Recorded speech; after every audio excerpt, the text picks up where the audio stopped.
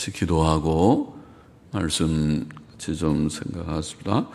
하나님 아버지 감사합니다. 금요일 저녁 저희들에게 예배하는 시간을 주시고 찬송으로 주께 영광 돌리며 또 기도하는 한 시간을 주시고 성경 말씀을 또 몇 절 읽게 하시고 묵상케 하여 주시니 감사드립니다. 이 시간도 하나님께서 우리 가운데 계셔서 영광을 받으시고 또 성령님 우리 가운데서 감동하시고 말씀하여 주시고 주님 부족한 종의 입술을 열어 하나님의 말씀을 바르게 몇 마디 해석할 힘을 주시고 또 주를 사랑하고 사모하여 이곳에 모인 사랑하는 심령들과 또 각 가정에서 주를 사모하며 또 말씀 앞에 앉은 사랑하는 심령들에게 하나님께서 은혜를 주시고 주님 말씀하여 주시고 말씀을 잘 듣고 깨닫게 하여 주시고 마음에 새기고 다 교훈이 되고 유익이 되고 또 그 말씀이 우리의 인격이 되고 삶이 되게 하여 주시기를 심히 소원합니다. 하나님이여 우리는 미련한 짐승과 같사오니 주여 우리의 심령의 은혜를 주셔서 하나님의 말씀이 살아서 우리 속에 역사하게 하여 주시고 경건하고 도덕적인 사람들이 되라 하신 대로 예수님 믿고 구원받은 자들마다 그렇게 되게 하시고 아직도 구원받지 못한 자들이 있으면 구원받게 하여 주시고 다 예수님 믿고 구원 얻어 주님 새 삶을 살며 주의 형상을 이루게 하여 주시기를 소원합니다. 하나님의 영 진리의 영께서 도우시고 지도하여 주옵소서. 예수 그리스도의 이름으로 기도하옵나이다. 아멘. 잠언 11장 1절부터 5절 말씀, 정직, 겸손, 온전함 등의 말씀이 주제가 여기에 나와 있습니다. 1절 봅시다. 속이는 저울은 여호와께서 미워하셔도 공평한 추는 그가 기뻐하시느니라. 공평한 추, 정직하게, 공정하게 살아라는 것이죠. 공평한 추는 율법에 명령된 바입니다. 하나님께서는 레위기 19장 35절 36절에서 너희는 공평한 저울과, 저울을 할 때 공평하게, 공평한 저울과 공평한 추와, 그러니까 아주 정직하지 않은 저울을 좀 이렇게 이상하게 만들어 놨다든가 추를 좀 이렇게 크고 작은 거를 놔뒀다든가 그렇게 하면은 불공정하게 되겠죠. 그렇게 하지 말아라. 공정하게. 누가 물건을 사든지 누구에게 물건을 받든지 똑같이 그 저울은 그 집은 정확하다. 정직한 사람이다. 정직한 장사꾼이다. 할 수 있게 그러라는 거죠. 공평한 저울과 공평한 추와 공평한 에바와, 에바는 대박입니다. 대박, 옛날에 우리가 돼 그리고 또 큰 거는 말 그랬죠. 말은 좀 큰 거 10대박 들어가는 걸 한 말 그렇게 합니다. 그리고 작은 거는 네모난 건 대박, 말은 보통 둥그러든가요? 뭐 그렇게 생겼던가 그렇죠. 그 젊은 사람들은 모르겠죠. 요새 나이 든 사람들이나 옛날에 그런 거를 기억할 것입니다. 그게 에바입니다. 에바는 대박과 같은 것입니다. 대박. 그 다음에 공평한 흰은 액체를 물이나 포도주나 기름이나 이런 걸 이렇게 다는 그릇입니다. 그것도 일종의 측량 도구죠. 그래서 대박이든지 또 이런 무슨 어떤 그 그릇에 기름을 재는 기름이 요새 그런 거 있죠. 그 부으면은 그게 몇 cc 나와 있는 눈금 있는 그릇들 있죠. 그런 거와 같은 것입니다. 그것이 흰은 그런 액체를 재는 단위인데 그렇게 공평한 흰, 공평한 에바는 가루 같은 거를 대는 대박이고 공평한 흰, 앞에 저울과 추는 무게를 다는 것들 다 통틀어서 저울 또 추 그렇게 말하고, 그러면은 이런 것들을 사용하라. 공평한. 하나님께서는 공평한 그런 저울, 공평하게 장사를 하라 그러죠. 속이지 말아라. 모세는 신명기 25장 13절 이하에서 하나님의 명령을 다시 그들에게 강론하면서, 율법 재강론이죠. 신명기는 너는 주머니에 갖지 않은 저울추 곧 큰 것과 작은 것을 넣지 말 것이며. 사람들이 저울추를 2개 주머니에 넣어놓고 하나는 큰 거가 있고 하나는 작은 것이 있어서 눈치 봐가면서 저울추를 큰 거를 꺼냈다가 작은 거 꺼냈다가 그렇게 한 모양이죠. 그렇게 하지 말아라. 또 내 집에 갖지 않은 돼 곧 큰 것과 작은 것을 두지 말 것이요. 대박을 2 종류를 둬서 하나는 좀 큰 대박, 하나는 이게 정상적인 대박, 하나는 작은 대박. 그래서 한 대박 주세요. 그럼 한 대박을 주는데 보니까 좀 부족한 그런 것들. 그렇게 하지 말아라. 그렇게 했습니다.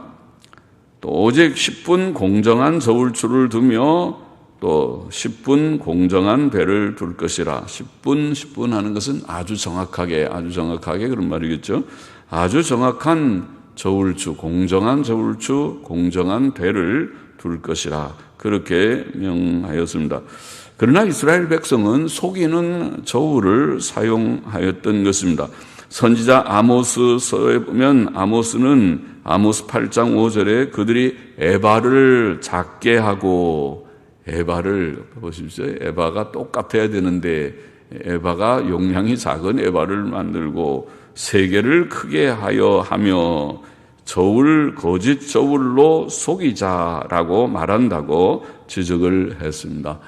그래서 가짜의 그 저울을 해서 달았는데 무게가 많이 나가는 것 같은데 실제로는 가짜이게 하고, 대박도 조그맣게 만들어서 한 대박 주는 것 같은데 적게 하고, 그렇게 속이고 있다. 아모스는 그렇게 이스라엘 백성들을 지적했어요. 그러니까 이스라엘 사회가 믿는 사회인데, 교회인데, 구약 교회인데 하나님의 법을 지독히도 지키지 않고 살았어요. 오늘 아마 교회들과 비슷한 거죠. 하나님의 교훈을 수없이 많이 듣고 설교를 일주일에 11번이나 선포되고, 그것을 11번, 일주일에 11번 곱하기 52주면은 몇 번의 설교를 1년에 듣고 10년이면은 얼마나 듣고 20년, 30년이면 얼마나 듣는데도 그래도 변화되지 않는 그런 현대 교인들처럼 말이죠.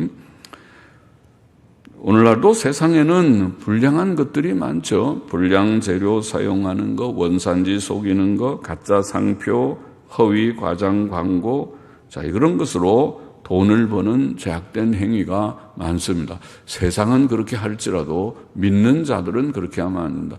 물론 우리가 다 세상에 살고 있으니까 세상 사람이죠. 그런 의미에서는. 그러나 우리가 세상에 나가서 장사하거나 또 일할 때는 정직하게, 그 사람은 참 정직하다, 진실하고 속일 줄 모르고 이중적인 것이 없다, 그 사람은 믿을 만하다, 이렇게 되어야 하나님이 보시는 거잖아요. 복은 하나님이 주시는데 정직하게 하지 않으면 하나님께서 복을 주시겠습니까?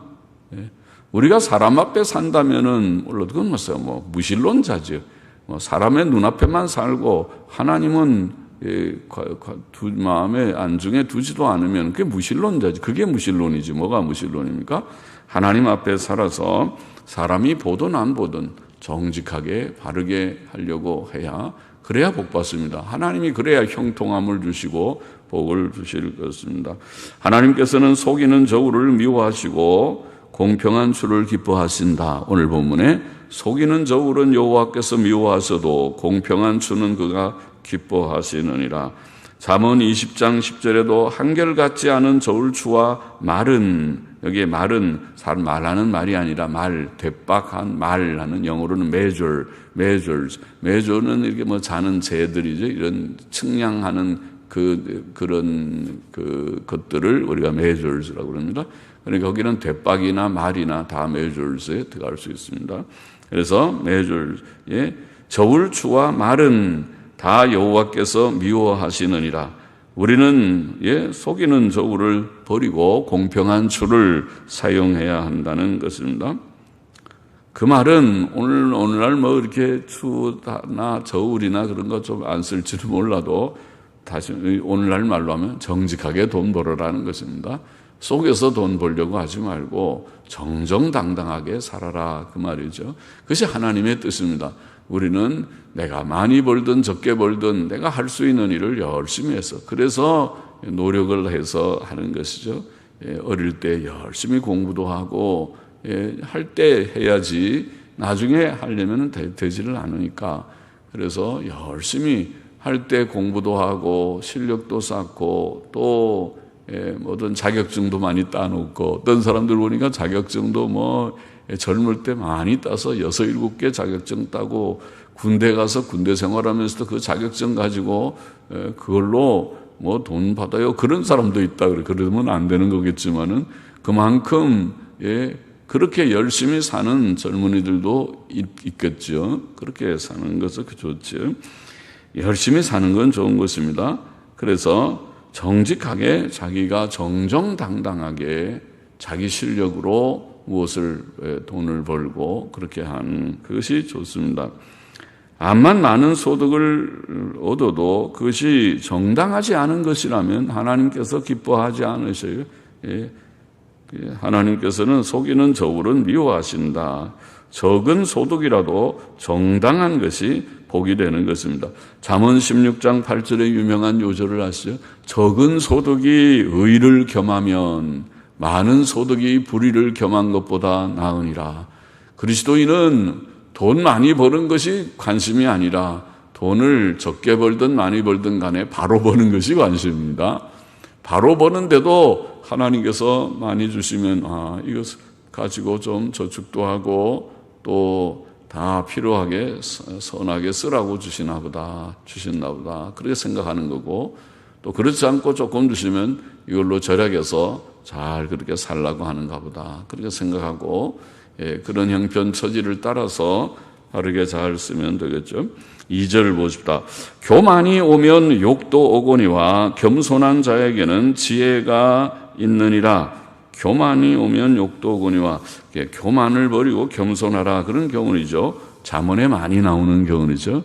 잠언은 우리가 생활 교훈의 책과 같은데 그런데 교만하지 말고 겸손하라. 교만이 오면 욕도 온다. 교만은 하나님을 무시하고 자신을 높이는 태도라고 볼 수 있습니다. 자신이 피조물이며 죄인인 것을 잊어버릴 때에 교만하게 되는 것이라고 봅니다. 자기의 위치, 피조물의 위치를 벗어나고 자기가 참 얼마나 하나님 앞에 죄인이며 하나님의 긍휼이 아니면 살 수 없는 자라는 설 수 없는 자요, 살 수 없는 자요, 벌써 죽어서 멸망에 들어갈 수밖에 없는 자라는 것을 깨닫지 못하니까 교만한 것입니다. 교만은 마귀의 죄요. 하나님이 미워하시는 6, 7가지의 죄 중에 첫째다. 우리가 잠언 6장에서도 읽었죠. 6, 7가지의 죄 중에 첫 번째 교만한 눈 그렇게 시작하면서 7, 7가지를 언급하지 않았습니까? 그래 사람의 대표적인 큰 죄악이 교만입니다. 교만이 오면 욕도 온다. 욕은 치욕이죠. 치욕. 사람들이 그를 욕하는 것이죠. 수치를 당한다는 말이죠. 또 하나님께서도 그를 그렇게 수치를 당하게 하시는 거죠. 하나님께서 버리시니까 그런 것입니다. 사람들도 물론 그를 버리고 욕하게 될 것입니다. 교만이 오면 욕도 온다. 교만한 자는 영광보다는 수치를, 칭찬보다는 욕을 당하게 될 것입니다. 마귀는 교만한 천사이었습니다. 그렇죠? 마귀는 교만한 자의 천사입니다. 그는 하나님의 원수요 성도들의 대적자라고 성경에 말씀했죠.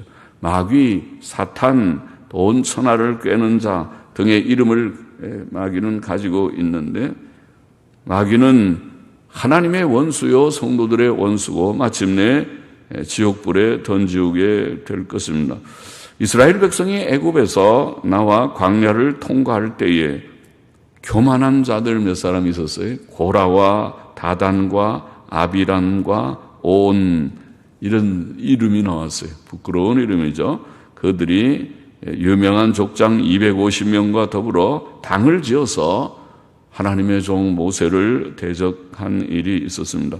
그때 하나님께서 얼마나 그들을 노하셨는지, 하나님께서 노하셔서 땅이 입을 열어, 그런 적이 별로 없죠. 땅이 입을 열어 그들과 그 가족들을 산채로 땅 속에 묻히게, 그렇게 하나님께서 노하셨다. 민수기 16장에 나와 있는 말씀이죠. 본문은 교만이 오면 욕도 오거니와 겸손한 자에게는 지혜가 있느니라. 우리는 겸손한 자가 되라는 것이죠. 우리가 피조물이고 죄인입니다. 나는 부족한 자입니다 하는 것을 깨닫고 우리의 피조물을 뗀 우리의 위치를 지키고 그리고 겸손히 처신하는 그 자가 지혜자다. 지혜로운 자죠. 바르게 잘 처신하니까. 하나님 앞에서 겸손해야지 교만하면 되겠습니까? 우리가 부족한데 부족한 걸 깨닫고 겸손해지는 게 바른 것이지, 그렇지 않고 혼자 잘난 척하면 되겠습니까? 잠언 15장 33절은 여호와를 경외하는 것은 지혜의 훈계라 겸손은 존귀의 앞잡이니라. 앞에는 교만하면 욕도 오지만은 사람들이 다 욕하고 부끄러움을 당하고 그러지만은 겸손하면 존귀하게 된다. 그래서 사람들이 다 좋아해요. 우리가 직장에 가서 직장생활 잘하는 비결은 다른 것이 아니에요. 겸손하게 처신하는 거예요. 자기가 아랫사람이면 뭐 말할 것도 없고, 아랫사람이 괜히 껍절되면 껍절된다는 말이 예쁜 말은 아니지만은 그러면은 누가 좋아하겠어요? 아랫사람은 아랫사람답게 겸손하게 일을 부탁하면 예 하고 그거를 잘 하고 그러면은 사랑받게 돼 있는 거고, 윗사람이 돼도 혼자 굉장히 대단한 것처럼 그러지 말고 겸손하게 그렇게 처신하면 모든 아래 사람들 있는 사람들이 다 그 사람 좋아할 것입니다. 저 사람 참 좋은 사람이야. 우리한테 이렇게 우리가 참 이렇게 우리는 이런 그냥 다 이런 좀 아래에 있는데도 저렇게 잘 우리한테 인격적으로 대하여 우리를 늘 배려하고 그렇게 하는 것 같아. 그렇게 하면은 다 좋아하지 않겠어요? 그러니까 사람들이 다 그를 존중하고 귀하게 여기게 될 것입니다. 겸손하면 존귀하게 될 것이다. 잠언 18장 12절에도 겸손은 존귀의 앞잡이다. 그렇게 되어 있습니다. 3절 보십시다. 정직한 자의 성실은, 이게 성실 또는 툼마라는 성실이라는 말은 그 말은 온전함 그런 말인데, 정직한 자의 온전함, 그것이 어떨지. 이번에는 정직한 자의 온전함은 성실이라고 읽어도 좋은데 그 뜻을, 성실이 무엇인가? 성실도 정직하다 그런 뜻이 있고 진실하다는 뜻도 있을 수 있어요. 우리말에 성실이라는 말이, 나는 내가 국어를 잘 못해서 그런지 모르지만 성실이라는 말이 개념이 어떤 데는 정확히 잘 안 들어오더라고요. 국어 사전도 여러 번 뒤져보고 영어 성경도 보고 원어 성경도 보고 도대체 성실이 뭐를 성실이라고 번역했는가 그걸 많이 봤는데, 주로 어떤 데는 진실, 신실함, 에무나, 히브리 말로는 에무나, 그런데 에무나, 또 MS는 truth, 진실이란 말이고, 에무나, 그러면 faithfulness, 영어로는 신실함, 충성, 신실함. 그런데 여기에 투마는 그런 것이 아니고 온전함이라는 그런 단어입니다. 온전함. 그래서 정직한 자의 온전함, 그렇게 번역하는 것이 좋을 것 같습니다. 자기를 인도하거니와 사특한 자의 패역은 자기를 많게 하느니라. 제가 때때로 이렇게 막 원어 가지고 좀 성경을 고칠 때 부담도 조금은 됩니다. 여러분이 혼란스러울까 봐.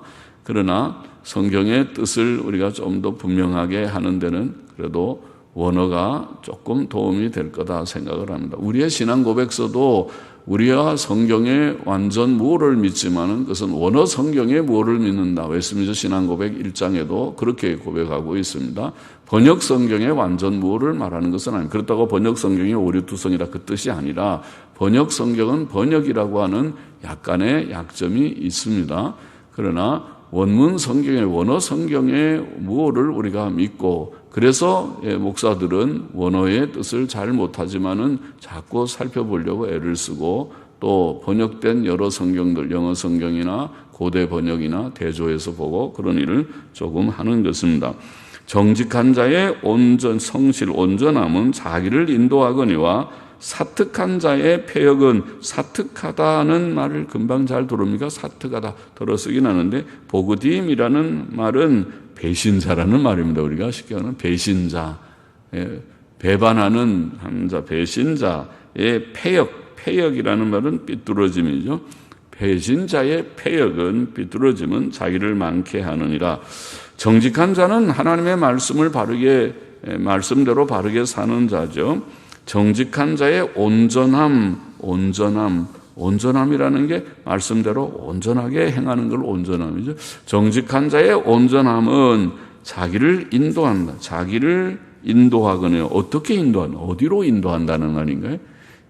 선한 길, 좋은 길로 인도하죠. 그래서 그것이 평안의 길, 생명의 길, 천국으로 인도한다. 그런 뜻이겠죠. 그런 뜻이죠. 그렇게 인도합니다. 그게 좋은 길이니까요. 멸망의 길로 인도하는 것이 아니죠. 죄 짓는 길로 인도하는 것이 아닙니다. 정직과 의는 복된 길입니다. 그것은 평안과 생명과 천국의 길입니다.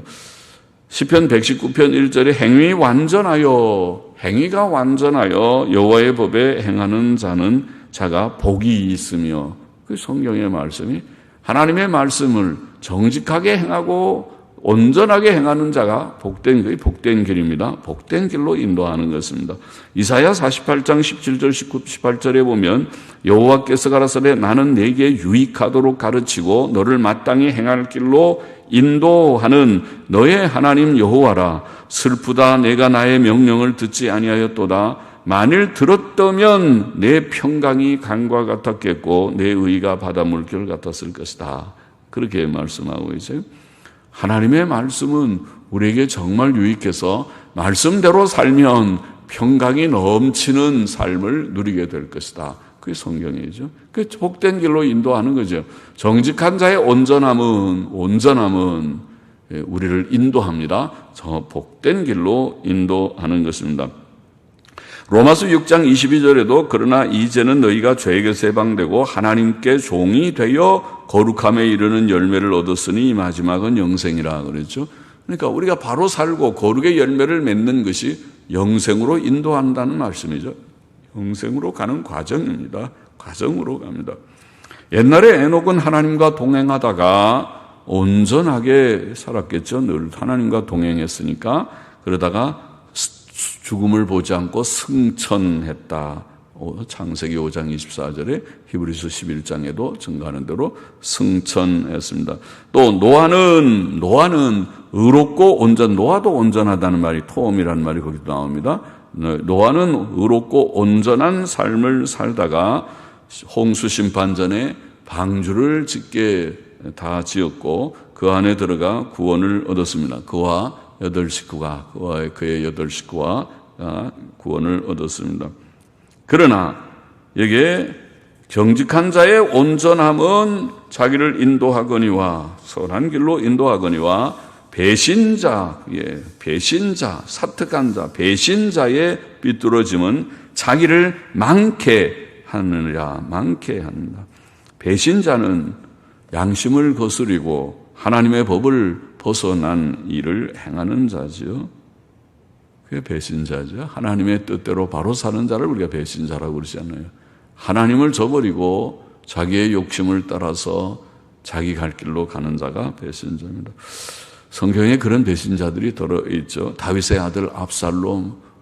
아버지는 아들을 그렇게 사랑했지만은 압살롬은 아버지를 배신하고 하나님 배신하고 아버지를 경건한 왕 아버지를 배신하고 일시적으로 왕권에 대한 욕심 때문에 왕권을 탈취하긴 했지만은 결국 아버지와의 전쟁에서 전사하고 맙니다.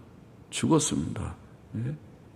그죠? 배신자는 결국 자기를 망케 했습니다. 좋은 예죠. 또 그의 최측근, 압살롬의 최측근 참모로 그를 도왔던 아히도벨, 아주 똑똑한 그런 인물이죠. 아히도벨도 결국 목매어 죽었습니다. 자살로 끝내버렸습니다. 자살로 끝내는 것도 부끄러운 일이죠. 인생이 자살하면 안 됩니다. 자살하면 큰 죄고 자살하는 자는 지옥 가기 쉽습니다. 판단은 하나님이 하시지만은 자살하면 안 됩니다. 그래서 자살로 끝을 맺었습니다. 주님의 12제자 중 하나인 가룟 유다, 아주 대표적인 배신자죠. 주님이 사랑해서 선택을 하고 12명의 사도 중에 하나가 되었고 주님을 3년 동안 따라다니면서 측근에서 말씀을 다 하나도 빼놓지 않고 다 배웠을 테고 들었을 터이고, 그리고 똑똑해서 숫제 산수도 잘하고 돈도 잘 세니까 회계 재정 담당 책임도 맡겼어요. 그죠? 재정부는 돈도 좀 셀 줄 알아야지, 세면 자꾸 틀리는 사람 재정실에 넣으면 안 되겠죠. 그래서 수학 계산이 똑똑해서 암산도 하고 구구단도 제대로 하는 사람이 재정실에 들어가면 좋겠죠. 그런데 가룟 유다는 그를 맡은 걸 보면 똑똑한 편인 것 같아요. 그러나 주님을 배반해 버렸습니다. 하나님께서 주신 은혜를 거둬 차듯이 배신하고 후에 자살을 하여 창자가 터져 죽었다. 그렇게 돼. 4절 보십시다. 재물은 진노하시는 날에 무익하나 의일이라는 체다카라는 말은 그냥 의라고 읽으면 되겠습니다. 의는 죽음을 명쾌하느니라. 재물은 진노하시는 날에 무익하나, 그렇죠. 돈은 평소에는 유익이 참 많아서 좋은 거 다 살 수 있는 것이 돈이긴 하지만은, 그러나 진노의 날, 곧 재앙의 날에 재물이 무익하다. 그렇게 말합니다. 무서운 질병에 걸려보면은 돈이 다 소용이 없는 때가 있고, 또 전쟁 나도 그렇고 지진 나도 그렇고 기근이 발생해도 그렇습니다. 또 죽음이 오면 재물은 아무 유익이 없고 그냥 죽습니다. 부자도 죽습니다. 또 지옥 형벌 앞에 재물이, 돈 가지고 나 돈 좀 많이 헌금할 테니까 지옥 모면하게 해주세요. 그러면 하나님께서 모면하게 주시지 않습니다. 하나님은 돈 같은데 별 관심이 없습니다. 그래, 그 돈과 함께 지옥에 가게 될 것입니다. 에스겔 7장 19절이 그래서 진노의 날에 은과 금이 다 소용이 없다고 그렇게 말하죠. 그러나 의라고 하는 것은 죽음을 명쾌한다. 죽음은 죄의 결과고 가장 큰 불행이지만은 의는 영육의 죽음과 둘째 사망으로부터 우리를 구원하는 것이 바로 의죠. 예수 그리스도의 의가 바로 우리를 죽음과 지옥 형벌에서 구원했습니다. 성도는 예수님 믿고 죄사함과 의롭다함을 얻었습니다. 그리고 이 의 안에서 우리가 오늘도 살고 있고, 이것이 영생의 과정입니다. 영생을 향하여 가는 성도들은 다 오늘도 의롭게 살아가는 것입니다. 5절 보십시다. 완전한 자는 그 의로 인하여 그 길이 곧게 되려니와 악한 자는 그 악을 인하여 넘어지리라. 또 완전한 자 또 나왔습니다. 완전한 자는 그 의로 인하여 그 길이 곧게 된다. 완전한 자 앞에도 나오는 완전함, 온전함이라고 번역한 같은 어근의 말입니다. 타밈이라는 여기의 말입니다. 완전한 자는 이 세상에 진짜 완전한 자는 절대적인 의미에서는 없지만은, 그러나 크게 책망할 것이 없는 그런 영적인 성숙을 이루는 자들, 하나님의 뜻대로 상당히 성화를 이루어가는 자들을 가리키는 말이라고 보입니다. 완전한 자는 그 의로 인하여 그 길이 곧게 된다. 완전한 자, 흠과 점이 없는 자, 노아와 같은, 노아는 의인이고 완전한 자다. 창세기 6장 9절에, 욥도 욥기 1장 1절에 욥은 순전하고, 우리말에 순전하다는 말이 바로 탐, 완전하다는 말을 번역한 것입니다. 정직하여 하나님을 경외하여 악을 떠난 자다. 우리가 왜 감독의 자격을 말할 때 책망할 것이 없으며 라는 표현이 있죠. 디모데전서 3장 2절에 그 책망할 것이 없으며 라는 그 개념이 바로 탐, 온전함이라는 개념이라고 보입니다. 자, 온전하게 우리가 살아야 되는데, 이런 온전한 자는 그 길을 곧게 한다. 곧게 한다는 말은 평탄케 한다. 그런 뜻이 있습니다. 그래서 NASB 성경이나 사전은 평탄케 한다. 그 좋은 말이죠. 우리가 온전하게 살 때 하나님께서 평탄한 길을 주신다. 장애물이 없게 해 주신다. 그런 뜻이라고 보입니다. 우리는 하나님 앞에서 바르게 온전하게 살기를 힘써야 되고, 그럴 때 우리의 앞길에 하나님께서 평탄한 길, 평안한 길을 열어주실 것을 믿습니다. 그러나 악한 자는 그 악을 인해 넘어질 것이다. 악한 자는 그 악을 인하여 넘어지리라. 이렇게 되어 있습니다. 본문의 교훈을 다시 정리해 보면, 첫째, 속이는 저울은 여호와께서 미워하셔도 공평한 추는 그가 기뻐하신다. 그래 말했으나 우리가 공평한 추, 정직하게 돈을 버는 자가 되어야 한다. 적은 소득이라도 정당하게 벌려고 해요. 내 실력껏 내가 열심히 어릴 때부터 다 기술을 익히고 열심히 자기 어떤 사람은 다 뭐든지 자기 밥벌이를 하려고 하면 기술이 있어야 되잖아요. 그래서 괜히 뭐 대학 졸업장 그거는 별 의미가 없어요. 대학 졸업해봐야 그 전공을 살려서 취직도 못하는 졸업장은 무슨 소용이 있겠습니까? 그러니까 자기가 좋아하는 방면에서 어떤 공부를 하든지 기술을 갖든지 그렇게 해서 그래도 자기가 생활할 수 있는, 이 세상 살면서 돈을 벌어야 사니까 돈을 벌고 사는 그런 일들을 다 해야 되는 것이 아니겠습니까? 그때 정직하게 벌려고 해야 된다. 속여서 쉽게 돈을 벌려는 생각 버리고 내가 할 수 있는 일, 무슨 일이든지 열심히 내가 해서 그 일을 통해서 돈도 벌고 가정도 이루고 생활을 정상적으로 하려고 하는 생각을 가져야, 그래야 사람이 제대로 된 사람이죠. 제대로 된 사람이죠. 젊은 시절을 다 낭비하면 나중에 40, 50대, 50, 60대 돼가면 그때는 후회할 것이다. 후회할 것이다. 에이, 젊을 때 좀 잘하지. 젊을 때 좋은 기회를 많이 있었는데 다 날려보내고 시간 다 보내고 세월 보내고 지금 그 나이 돼서 지금 그 나이에 가서 막노동할 것이냐. 아니, 막노동을 제가 비하하는 말이 아니라 아무것도 할 일 없으면 막노동을 해야지. 어떻게 하겠어요? 아무것도 할 일 없는데 가만히 있으면 누가 그냥 줍니까? 아무것도 없으면은 아침에라도 요새 노동하시는 분들이 아침에 여기 합정동 로타리에 가면은 거기에 전부 다 인력들 데려가는 차들을 지나갈 때 거기 하려고 쭉 많이 있다고 하더라고요. 난 보진 않았지만 그렇게 말씀하더라고요.